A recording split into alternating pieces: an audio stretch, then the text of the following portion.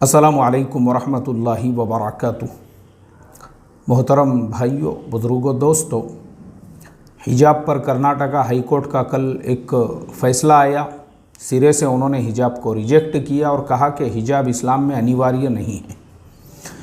उसके फ़ौरन बाद मैंने अपने चैनल पे एक वीडियो अपलोड किया और वैसे ही पहले भी 2-3 वीडियो मैंने अपलोड किया था जिसमें मेरा ख़ास तौर पे इस बात के ऊपर ज़ोर था कि भाई मुसलमान अपने तालीमी इदारे कायम करें।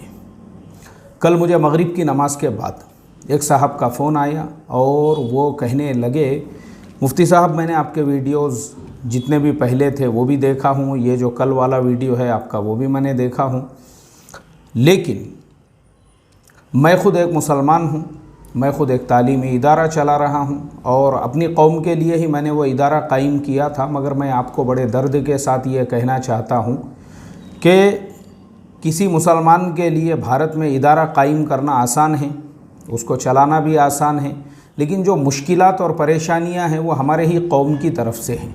मैं परेशान हो चुका हूँ, परेशान हो चुका हूँ सिर्फ़ हसद और जलन की वजह से, इसके अलावा और कुछ भी नहीं है। हमारे अपने ही कौम के लोग, हमने अपना खून पसीना लगाकर एक इदारा कायम किया, हमने अपना खून पसीना लगाकर स्कूल्स की परमिशंस लेकर आए, हमने अपना खून पसीना लगाकर जो टीचर्स हैं उनका ग्रांट हासिल किया गवर्नमेंट से। अब हमारे ही कौम हमारे दुश्मन बन के बैठे हुए हैं, हमारे ही अगेंस्ट में RTI डाली जा रही है और मालूमात और इन्फॉर्मेशन निकाली जा रही है कि हमने जो है स्कूल के कलर में कितना पैसा ख़र्च किए, स्कूल की इमारत में कितना पैसा ख़र्च किए और हमारे पास में जो गवर्नमेंट की तरफ से बच्चों को खिलाने के लिए जो अनाज वगैरह आता है वो हमने बच्चों के ऊपर कितना ख़र्च किए। इसी तरह से तरह तरह के RTI और हमारे ऊपर अभी तक 8 केसेस हो चुके हैं और वो 8 के 8 जो केसेस करने वाले हैं वो मुसलमान ही हैं, हमारे ही अपने कौम के लोग हैं। सिर्फ़ हसद और जलन की वजह से तो इदारा कायम करना मुश्किल नहीं है, लेकिन हमारे अपने लोगों को फेस करना, हमारे अपने लोगों से मुकाबला करना ये बहुत मुश्किल है। मैंने जब वो सोसाइटी के सदर साहब की बात सुना, वाकई में भी मैं भी सोचने पे मजबूर हुआ, इसलिए कि ये मेरे लिए कोई नई बात नहीं थी। मैं इससे पहले भी एक सदर साहब को अच्छी तरह से जानता हूँ कि एक आदमी ने उनके ऊपर अटैक और हमला कर दिया। वो सदर साहब भी मेरे दोस्त है, वो चेयरमैन साहब भी जो है बेचारे, मैं अक्सर उनके स्कूल में जाता भी हूँ, बच्चों के सामने भी मेरी कभी बात होती है और वो बेचारे जो है बहुत रिस्पेक्ट, बहुत इज़्ज़त, यानी किसी भी मामले के अंदर हमारे साथ में जो है शामिल हाल रहते हैं। एक ने जाके उनके ऊपर ही अटैक कर दिया, हमला कर दिया, सर फोड़ दिया उनका, उनके ऊपर केसेस हो गए। फिर इस तरह से अच्छा वो करने वाला कौन? हमारी ही कौम का एक फ़र्द। मुझे पता चला, मैं फिर बाद में उनके घर पे गया उनको मिलने के लिए। अरे मैं बोला, सर ऐसा कैसा हो गया? बोले, देखिए ना मुफ्ती साहब, हमारे कौम के लिए यानी अच्छा काम करना आज के ज़माने में ऐसा है, लोगों से दुश्मनी मोल लेना। बोले, अगर उसी एरिया में मैं अगर हाथ भट्टी की शराब की दुकान खोलता ना तो मेरे इतने दुश्मन नहीं पैदा होते थे। वहीं पे अगर मैं 1-2 मटके के सट्टे की दुकानें लगा देता, ऑनलाइन सट्टा अगर मैं खोल देता, उल्टा मेरे दोस्त पैदा हो जाते थे कि वाकई में बहुत अच्छा काम कर रहे बोल के।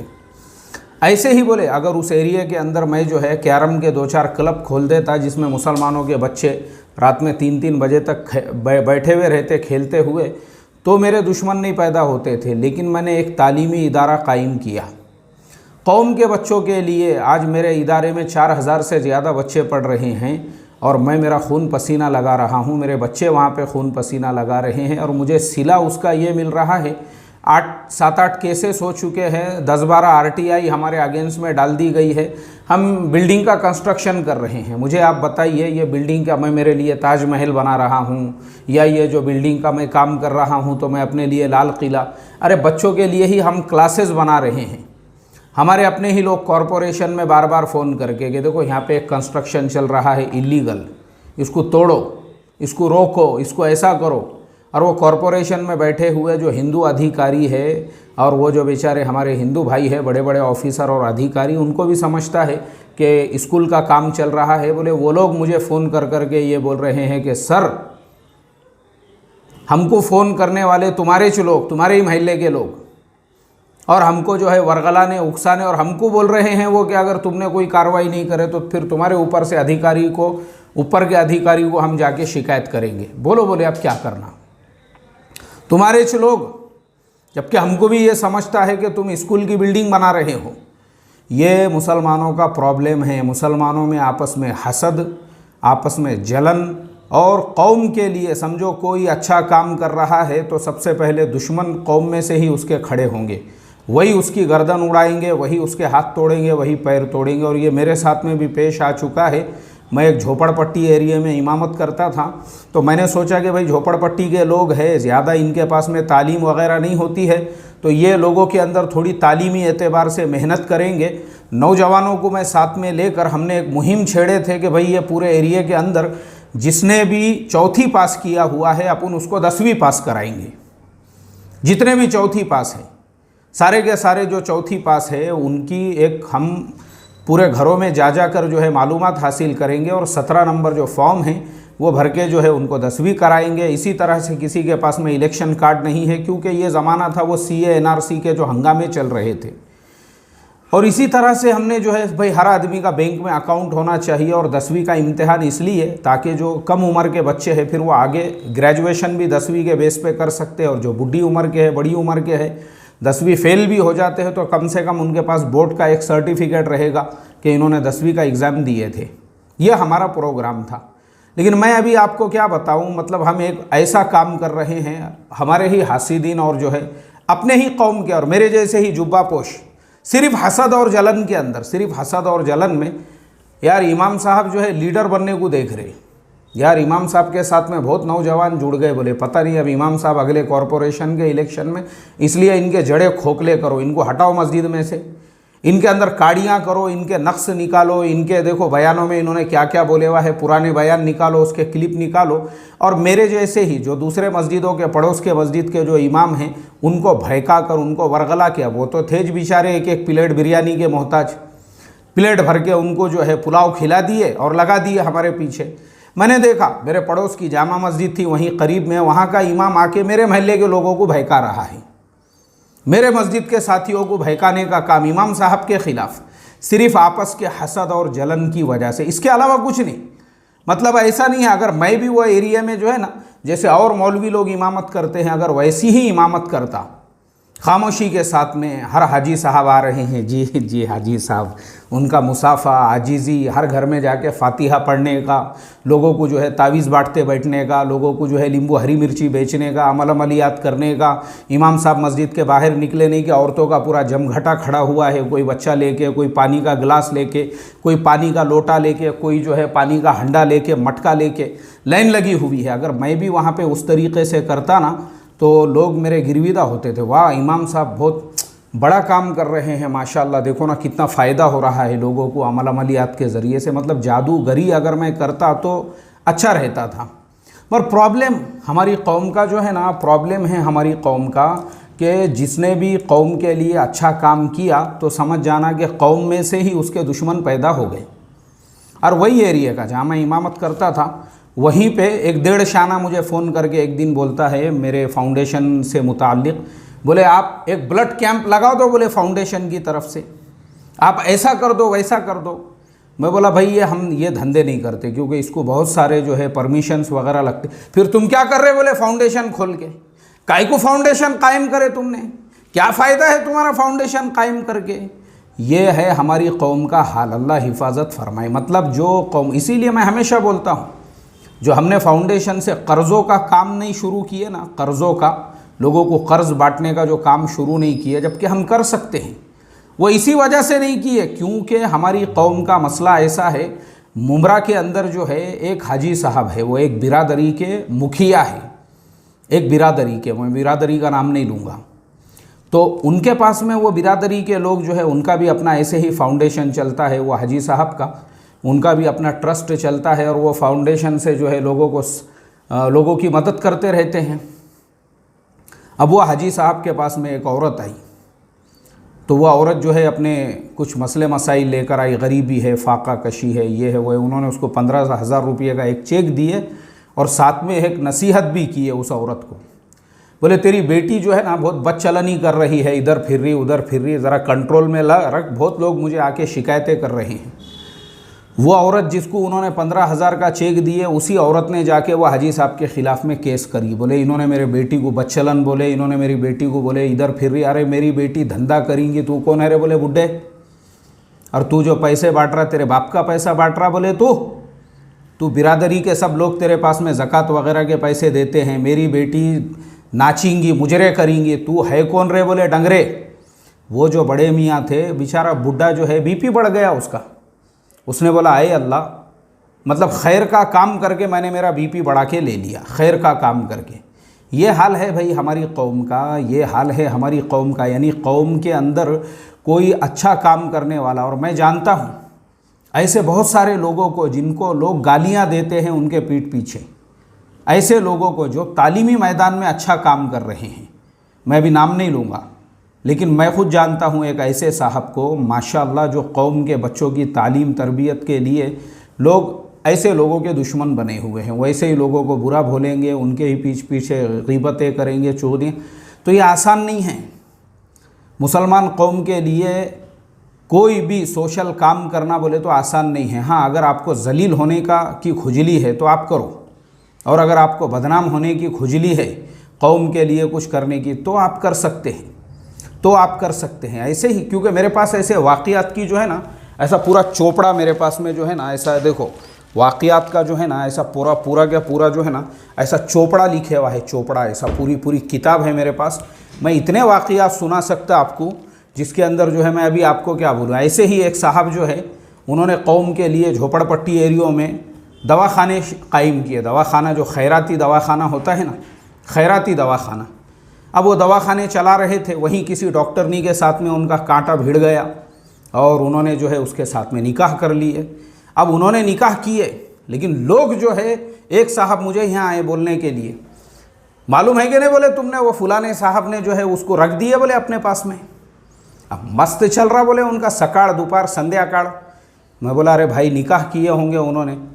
निकाह किए, वो किए, अपने को नहीं मालूम है बोले, मगर कैसा है ये? गलत है ना? बोले लेकिन गलत है, तुम्हारे साथ में मजहबी लेबल लगे हुए हैं, दीनी तुम्हारे साथ में डिग्रियां लगी हुई है, और जो औरत तुम्हारे पास काम कर रही, जो तुम्हारे पास में क्लिनिक में आ रही है, उसी को के साथ में तुमने कांटा भिड़ा दी। अब लोग तो बोलने ही वाले हैं।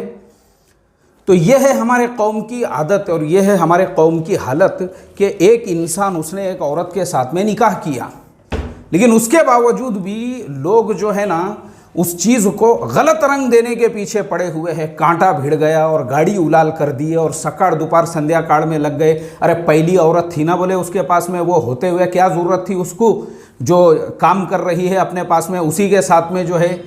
ऐसे अल्लाह हिफाजत फरमाए।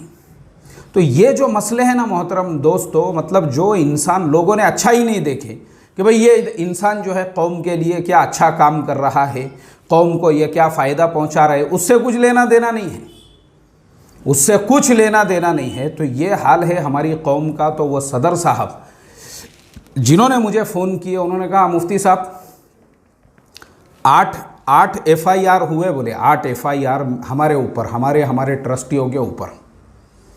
अल्लाह हिफाजत फरमाए मोहतरम दोस्तों। ऐसे ही हमारे बुज़ुर्ग आलिम दीन है, इंतकाल हो गया उनका, अल्लाह ताला उनकी मग़फ़िरत फरमाई, उनके दराजात को बुलंद फरमाई। मुझे बड़ी दिली मोहब्बत थी उनसे, और मैं अक्सर उनसे मिलने के लिए जाता भी था। बड़ी यानी मैं अभी आपको बता नहीं सकता मेरा कितना गहरा दिली ताल्लुक़ था। वो हमारे बुज़ुर्ग आलिम दीन थे। तो मैं ऐसे ही एक मरतबा जो है उनसे मुलाकात के लिए तकरीबन 150-120 किलोमीटर का सफ़र तय करके उनके गांव पहुंचा। बैठा मैं उनकी खिदमत में, तो मुझे रो रो कर वो सुनाने लगे। बोले मौलवी साहब मैं क्या बोलूँ, बोले मैं यहाँ का नहीं हूँ, मैं दूसरे गांव का हूँ। मैंने मेरा वतन छोड़ के यहाँ पे 30-40 साल से मैं मेहनत कर रहा हूँ। मैंने कौम के बच्चों के लिए इदारा यहाँ पे कायम किया। मैंने अपने आप को इतना बचाया। मैं मदरसे यानी मैंने मकतब से शुरुआत की। आज ये मदरसे में बुखारी शरीफ तक की तालीम हो रही है, लेकिन आप देखोगे मैंने आज तक मदरसे का भी जो माल है पूरी ईमानदारी के साथ में हमने अपनी ज़िंदगियां गुजारे, अपने आप को इतना मुहतात रखे। और कौम के बच्चों के लिए जब हमने स्कूल कायम किए और कॉलेज कायम किए और हमको गवर्नमेंट के परमिशन मिल गए, हमारे ही लोग दुश्मन बन गए। हमारे ही लोग दुश्मन बन गए बोले। यानी मेरे जैसा इंसान जिसने मदरसे के एक एक रुपये का हिसाब किताब पूरी तरह से लिखा के रखा हुआ है, केस कर दिए बोले हमारे ऊपर उन्होंने। किस वजह से? हमने एक स्कूल कायम किए थे, इसकी वजह से हमारे RTI निकाले जा रहे हैं, हमारी मालूमात निकाली जा रही है। अल्लाह हिफाजत फरमाए। मुझे बड़ा दुख हुआ, मुझे बड़ा दुख, क्योंकि मैं बता रहा हूँ उनका मेरे से इतना गहरा ताल्लुक़ था।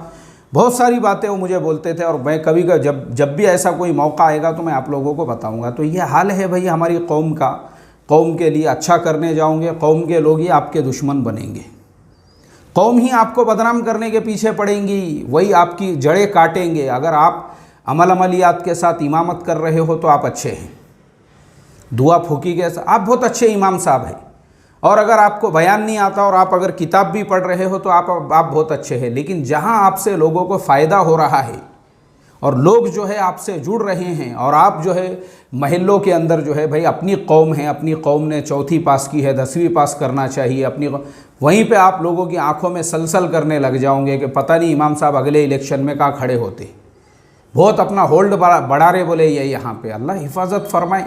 ये हाल है भाई कौम का, अल्लाह रहम करे। तो इसके लिए मैं इतना ही कहूँगा आखिरी में, मेरे पूरे बयान का और पूरे बात का और पूरे वाक़ियात का जो निष्कर्ष और ख़ुलासा है वो सिर्फ़ इतना है, देखो भाई आपस में एक दूसरे के रफ़ीक बनो, फ़रीक मत बनो। कुरान में अल्लाह ताला ने बार बार हमको इत्तेहाद व इत्तेफाक का हुक्म दिया और सहाबा की ज़िंदगी हमारे सामने है। पूरी दुनिया के अंदर जो कलीमे को उन्होंने पहुँचाया वो सिर्फ़ और सिर्फ इन्हीं बुनियादों के ऊपर कि सहाबा इकराम जो है ज़ाती अगराज़ और मफादात पर मिल्ली और कौमी मफादात को तरजीह देते थे। भाई दीन का कहाँ फ़ायदा है, ये उन्होंने देखा। तो देखो आज पूरी दुनिया में ये जो दीन फैला हुआ है ये सहाबा की बरकत है। और हम क्यों जलील हो रहे, आज ये इतनी बुरी गत हमारी हो चुकी है। ये जो है ना, अभी आप देखो ये पूरा सिलसिला चल रहा है, 3 तलाक, उससे पहले बाबरी मस्जिद, उससे पहले और जितनी भी चीज़ें हैं पूरी लिस्ट देखकर चलो आप। ये ज़िल्लत है, ज़िल्लत मुसलमानों की भारत में। फिर भी आंखें नहीं खुल रही है, फिर भी जो है इमामत से कैसे हटाया जाए उसके लिए साजिशें, व्हाट्सएप पे ग्रुप बना के कैसे हगा जाए, उसके अंदर गंदगी और गिलाजत फैलाई जाए। ये अल्लाह रहम करे रे भाई ये कौम के हाल पे। ये सब होने के बाद भी ये कौम अभी सुधरी नहीं है। मैं अभी आपको आगे की बात बता देता हूँ। अभी आगे देखो मस्जिदों के लाउड स्पीकर का मसला आने वाला है। तुम एक मत हो, तुम यही करते रहो, खाली आपस में झगड़ते रहो, जड़ें काटने की, इसको कैसे हटाने का है, उसको कैसे मिटाने का है। उससे पहले बातिल तुम्हारी जड़ें काट के तुमको जो है कैसे सफ़े हस्ती से नेस्तो नाबूद करने की साजिशें और प्लानिंग कर रहा है। बस तुम खाली उसका रास्ता देखो और इंतज़ार करो। क़ुव्वत फ़िक्र व अमल पहले फ़ना होती है और फिर किसी कौम की शौकत पे ज़वाल आता है। अस्सलामु अलैकुम व रहमतुल्लाहि व बरकातुहू।